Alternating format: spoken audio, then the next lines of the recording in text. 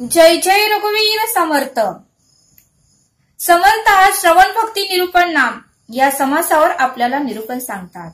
दशक चौथा नविदा भक्ती नाम आणि त्यातील समास पहिला श्रवण भक्ती निरूपण नाम। समर्थ म्हणतात की आतापर्यंत आपण दिला घेतलेल्याचे श्रवण केले, आतापर्यंत आपण दिला घेतलेल्यांचंच कौतुक केलं, दिला घेतलेल्यांचंच श्रवण केलं। पण समर्थ म्हणतात की एवढा लाख मोलाचा देह परमेश्वराने आपल्याला दिला, एवढा लाख मोलाचा देह परमेश्वराने आपल्याला दिला, त्याचं श्रवण व त्याचं कौतुक मात्र आपण कधीच केलं नाही। त्याचं श्रवण आणि त्याचं कौतुक मात्र आपण कधीच करत नाही असं समर्थ आपल्याला इथे सांगतात। पण समर्थ म्हणतात एखाद्या शेजारच्यानी आपल्याला एक कप चहा दिला किंवा नाश्ता दिला तर आपण दिवसभर त्याचंच कौतुक करतो आणि त्याचंच श्रवण करतो।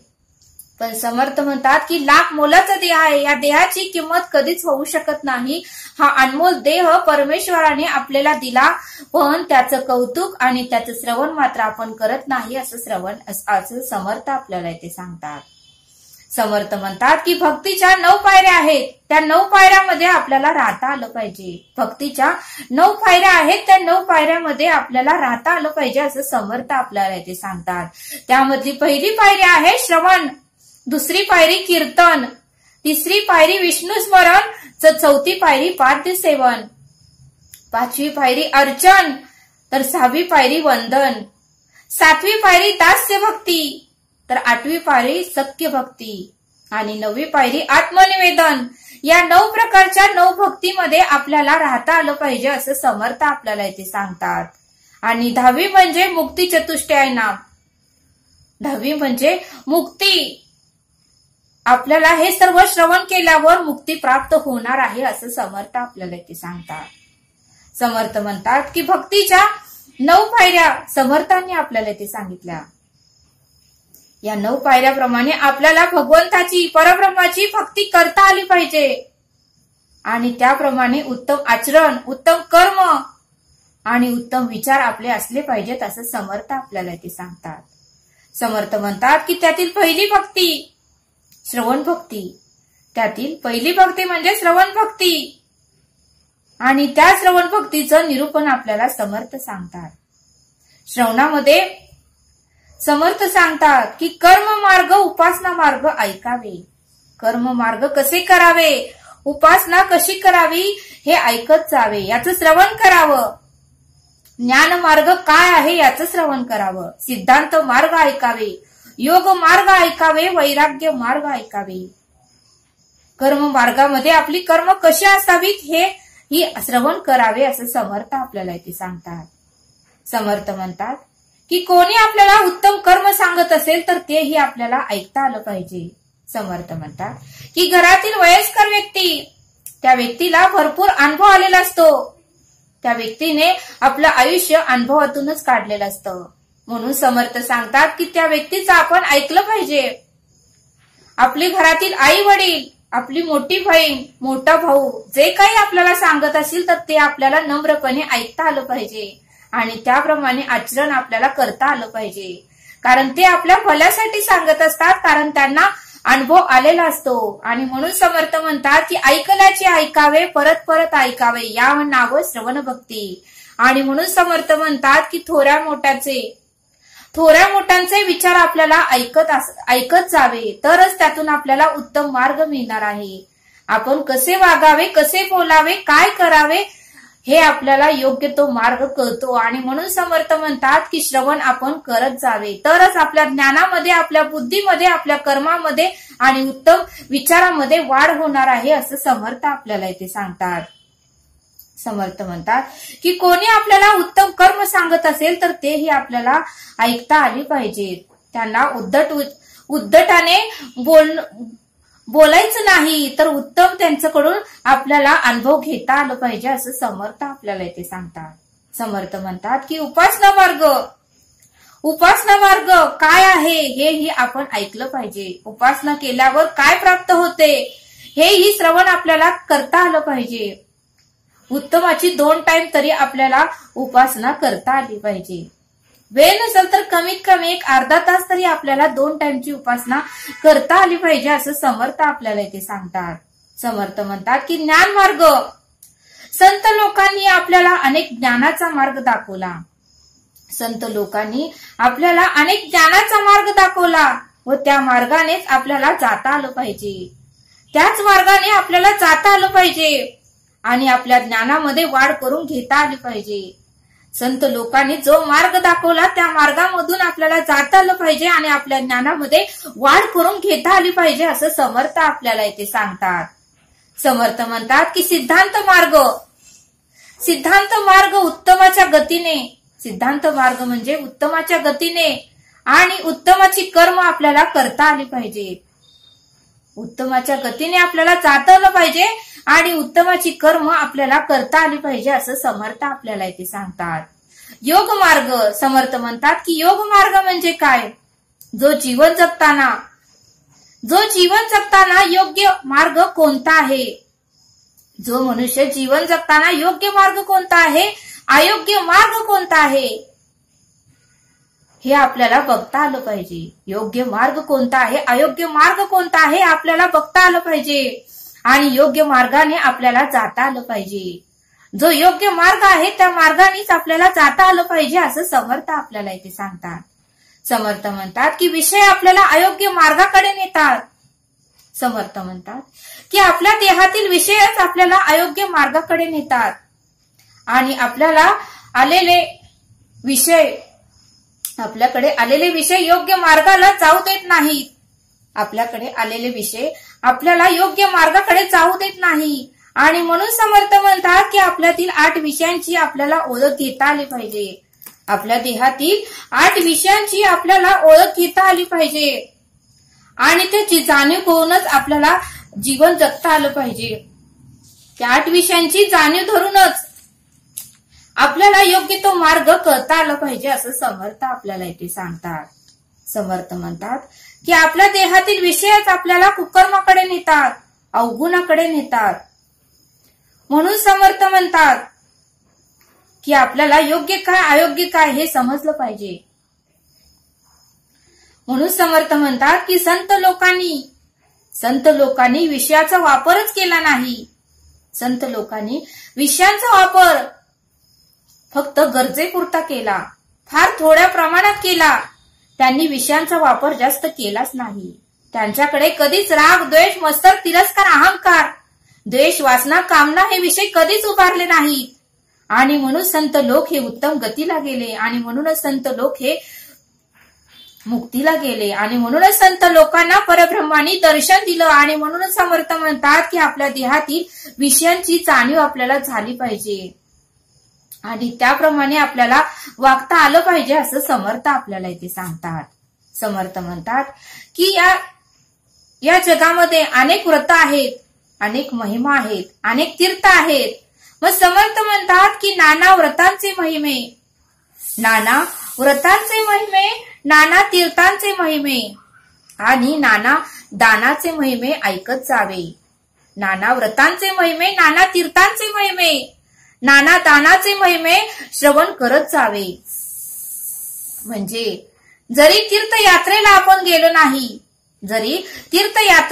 गेलो नाही, आपल्याला जमलंच नाही जायचं, तर त्यांचं महिमे व त्यांचे कौतुक तरी दुसऱ्यांकडून आपण ऐकावे.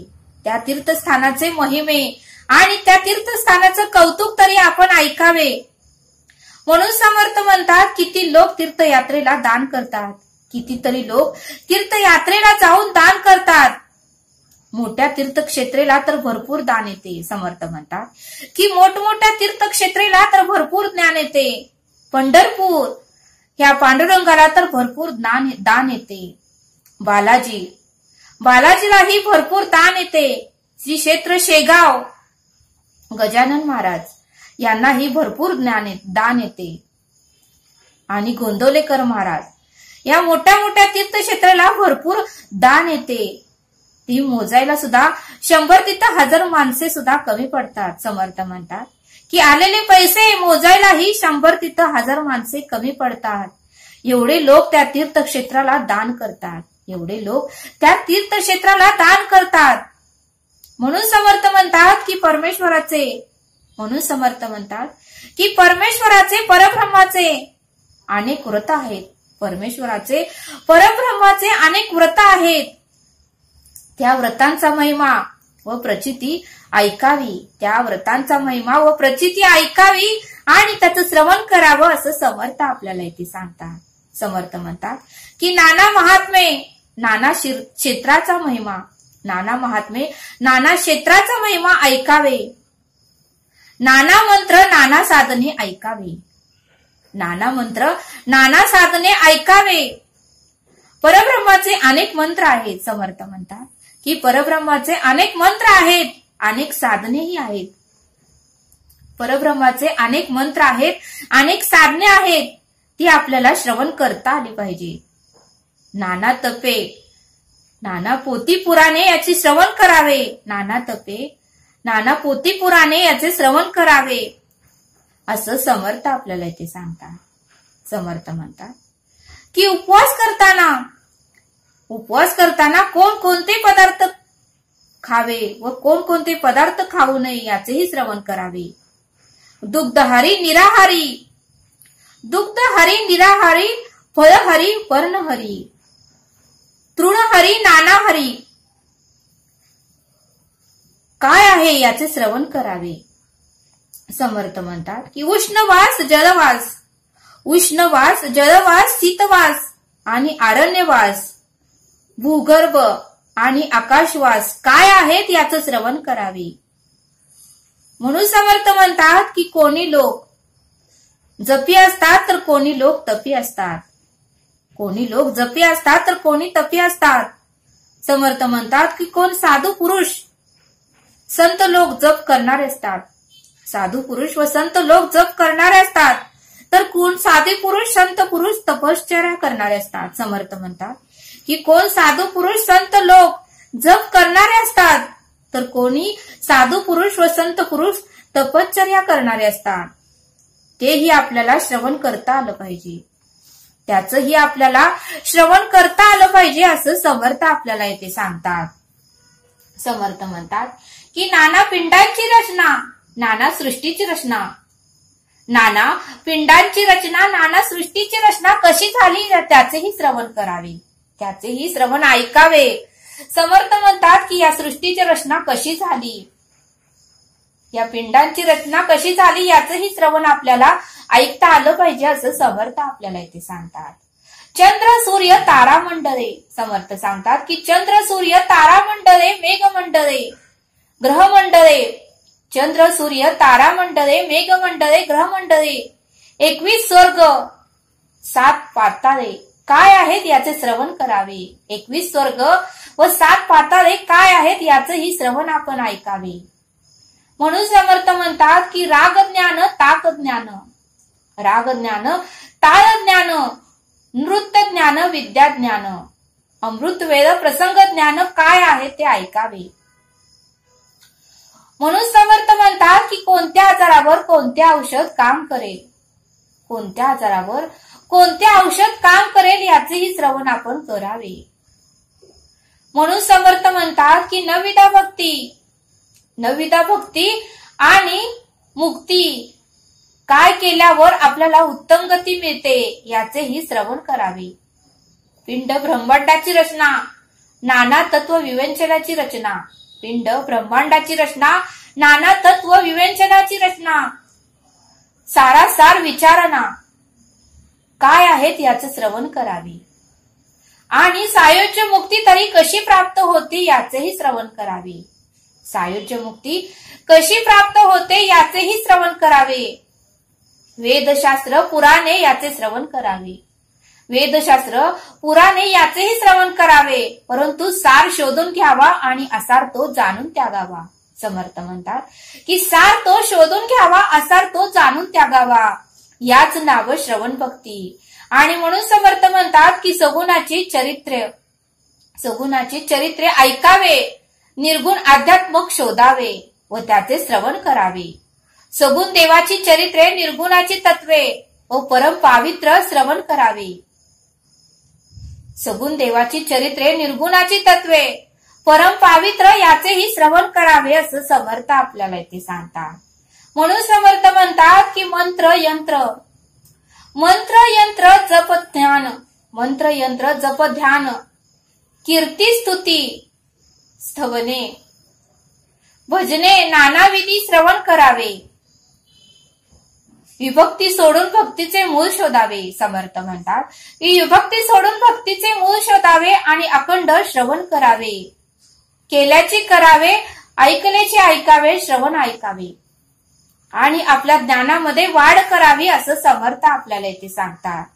आणि म्हणून समर्थांना सांगतात की श्रवण केल्याशिवाय आपल्या ज्ञानामध्ये भर पडणार नाही, आपल्याला उत्तम मार्ग मिळणार नाही, आपल्याला गती प्राप्त होणार नाही, आपल्याला खरं काय खोटं काय चांगलं काय वाईट काय पाप काय पुण्य काय याची जाणीव होणार नाही. आणि म्हणून समर्थ म्हणतात की रोज श्रवण करावे, तरच आपल्या बुद्धीमध्ये आणि आपल्या उत्तम विचारामध्ये आणि आपल्या कर्मामध्ये वाढ होईल असं समर्थांनी आपल्याला इथे सांगितलं.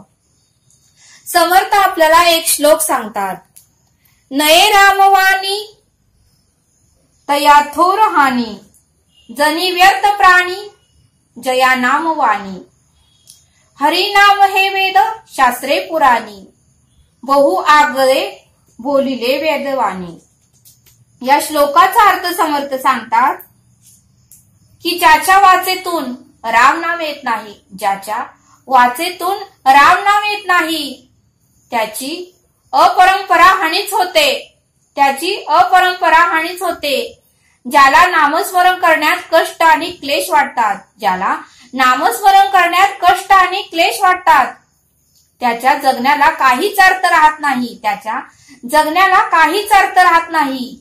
वेद शास्त्र आणि पुराणे, वेद शास्त्र आणि पुराणे या हरिनामाचा महिमा सांगितलेलाच आहे, यात हरिनामाचा महिमा सांगितलेलाच आहे. शिवाय व्यास महर्षींनीही त्याचे श्रेष्ठत्व सांगितले आहे, शिवाय व्यास महर्षींनीही त्याचे श्रेष्ठत्व आपल्याला सांगितलेच आहे. असा या श्लोकाचा अर्थ समर्थांनी आपल्याला इथे सांगितला. तरी आता आपण येथेच थांबूया, भेटूया पुढील भागात. धन्यवाद.